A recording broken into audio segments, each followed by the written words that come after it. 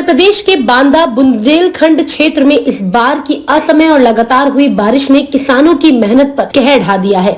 खेतों में पकने को तैयार धान की फसलें जलमग्न होकर सड़ चुकी हैं और कई जगहों पर बालियों में अंकुर फूट आए हैं। ग्रामीण इलाके से मिली रिपोर्ट्स के अनुसार लगभग 80% धान की फसल पूरी तरह से बर्बाद हो गई है। स्थिति की गंभीरता को देखते हुए जनता यूनाइटेड उत्तर प्रदेश के प्रदेश उपाध्यक्ष एवं बुंदेलखंड प्रभारी शालिनी सिंह पटेल की मुख्यमंत्री योगी आदित्यनाथ को डाक के माध्यम से पत्र भेजकर किसानों को तत्कालीन राहत और मुआवजे की मांग की है। अपने पत्र में शालिनी सिंह पटेल ने लिखा कि ये केवल फसलों का नुकसान नहीं बल्कि किसानों के जीवन और भविष्य का प्रश्न है। जिस किसान की मेहनत पर प्रदेश की अन्न व्यवस्था टिकी है, आज वही किसान असहाय खड़ा है। उन्होंने कहा कि विशेष रूप से बुंदेलखंड क्षेत्र जो पहले से ही सूखा, पलायन और आर्थिक पिछड़ेपन की मार झेल रहा हो, वहां पर ये आपदा किसानों के जीवन में विनाश बनकर आई है। खेतों में पानी भर जाने से न सिर्फ धान बल्कि मसूर, चना और आलू जैसी आगामी फसलों की तैयारी भी रुक गई है। हजारों किसान अब बीज और खाद खरीदने की स्थिति में नहीं है। कई किसानों के घरों में अन्न का संकट गहराने लगा है और ग्रामीण अर्थव्यवस्था चरमराने लगी है। शालिनी सिंह पटेल ने मुख्यमंत्री से 4 प्रमुख मांगे की है। राजस्व और कृषि विभाग की संयुक्त टीमें तुरंत सर्वे करे, प्रभावित किसानों को राहत राशि और मुआवजा दिया जाए, अगली फसल के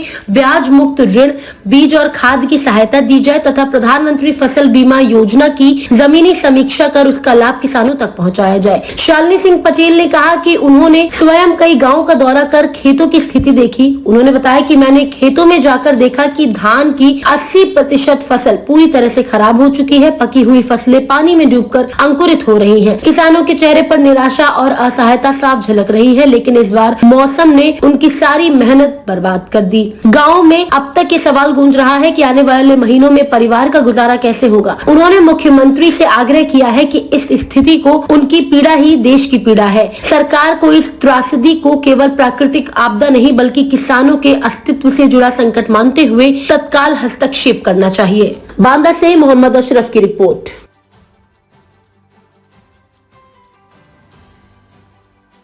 ताज़ा खबरों से जुड़े रहने के लिए हमारे चैनल को सब्सक्राइब करें और बेल आइकन को दबाना ना भूलें ताकि हर खबर की नोटिफिकेशन आपको मिलती रहे।